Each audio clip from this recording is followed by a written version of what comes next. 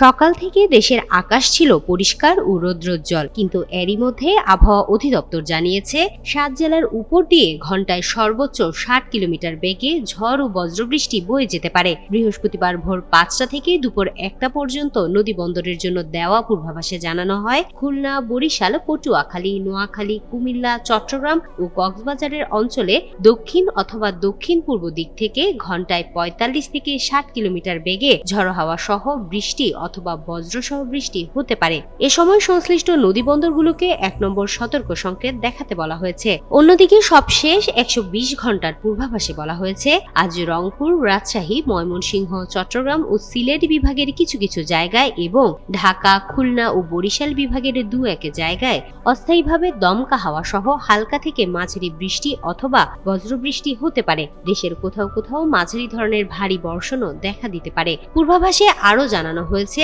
আজ দিনের তাপমাত্রা সামান্য কমতে পারে, তবে রাতের তাপমাত্রা প্রায় অপরিবর্তিত থাকবে।